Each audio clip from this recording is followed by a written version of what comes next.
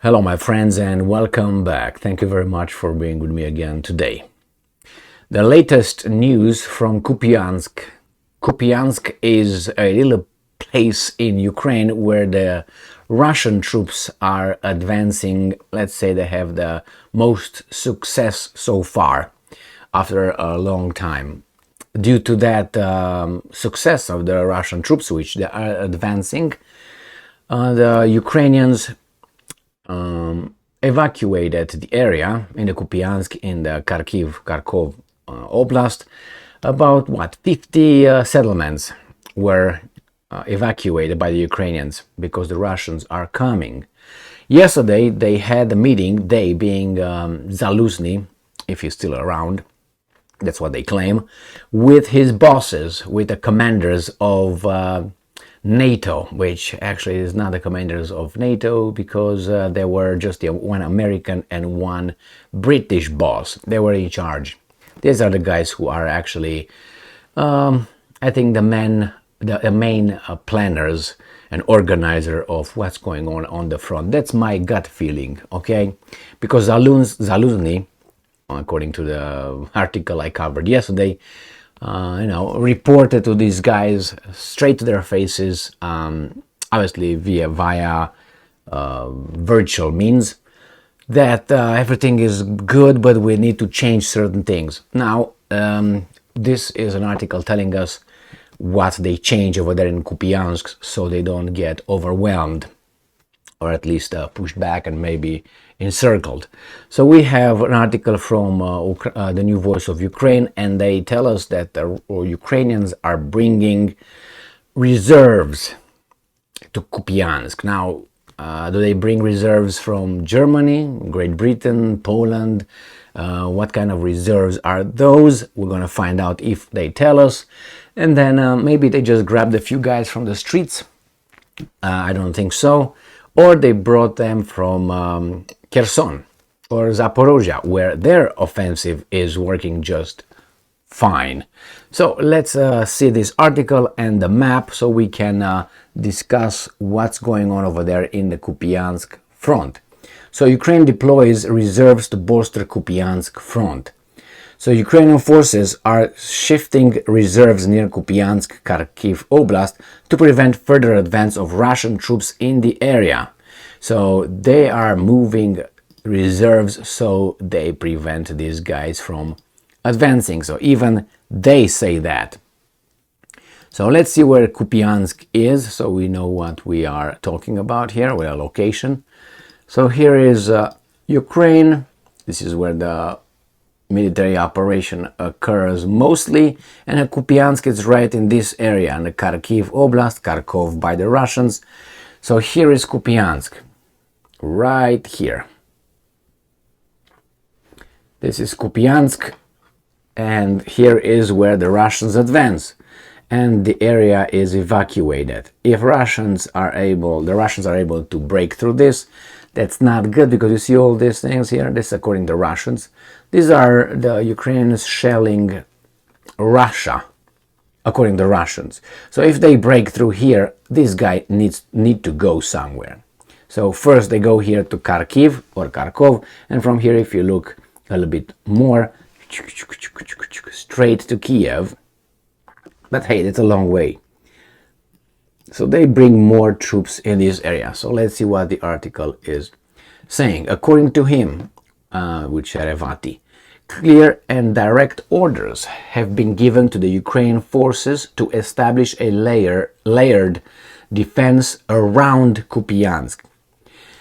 And I'm quoting, "We have strengthened our fire positions, provided certain methodological recommendation, and shifted reserves, thus preventing the enemy's movement." I'm not an ace in strategy, but all right, let's move on. So on August 10, Sherevati reported that Russian occupiers are using meat grinder assault against the Ukrainian armed forces on the Kupiansk front. On the same day, National Guard representative Ruslan Muzchuk stated that the Kupiansk direction remains the epicenter of military action, where the enemy continues to accumulate considerable forces. Well, epicenter, I thought it was your offensive is the epicenter. So you see, by telling you this kind of things, you realize that, as I said already a few times, that offensive is dead. The Ukrainian offensive is dead in Zaporozhye. And not dead, but let's say not advancing anywhere, where the enemy continues to accumulate. Okay, due to the intense fighting, mandatory evacuation of civilians has been ordered in Kupiansk region. Yes. According to one article, there were about 32 or 33 settlements. According to another article, about 50 settlements. According to another article, some people did not want to evacuate, and that's concerning for some.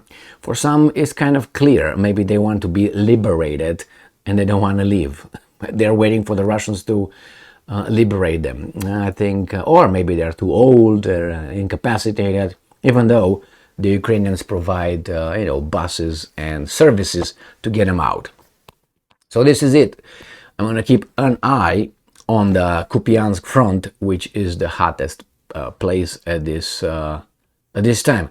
What's strange about this, I would say, is here this statement when they said that they are right here. Order be given to establish a layered defense around Kupiansk. So is this going to be another Bakhmut? And as I said, I am not a expert in military strategy, but I'm not an idiot either. So if I look at this, okay, you're going to go around Kupiansk? Okay, what if the Russians just going around you? How many troops would you have over there? And if these guys run inside Kupiansk, as they did in Bakhmut and in Mariupol as well, the Ukrainians defended the city from inside the city limits. The Russians flattened it out, it destroyed it. I don't understand why, as I said, I'm not an expert, but why don't they just go around it? Just if they can. Don't try to destroy them just go around them and make sure those guys are not supplied with food, supplied with ammunition, with nothing. And just bombard the shit out of them over there. And just keep going. And how many are you going to have? You're not going to have someone behind you say, well, you can't leave behind you because they're going to shoot at you from behind and catch you. No, you surround them. And you keep them over there. And you deplete them. How many could that be? 20,000 people? If they don't have ammunition anymore, what are they going to do? Play ping pong? But hey, why do you go in and do this? I mean, just stop the supply if you can and keep them over there. And then you advance with the front and keep surrounded the area. And if these guys go somewhere, try to break the front, you can have people stationed troops around it would intervene, but those guys around are gonna bombard the shit out of the town, unfortunately. But why do you need to go block by block by block by block? It's gonna take, I mean, if you have people to spare or spend, then yeah, do that. But as I said, that's just an opinion. I'm pretty sure there are a lot of suggestions why not and why and what other options are working better. Thank you. Kupiansk is a city of 23,000 people. Well, it's not a big city, so you can say that if these guys just position their, shelling capacity, their little, cannons, they will just stay around and blow the shit out of these guys. We'll see. They know what they're doing. That's their job, I'm assuming, right? Thank you very much for being with me again today. Stay strong, stay smart, look for the truth, and be just.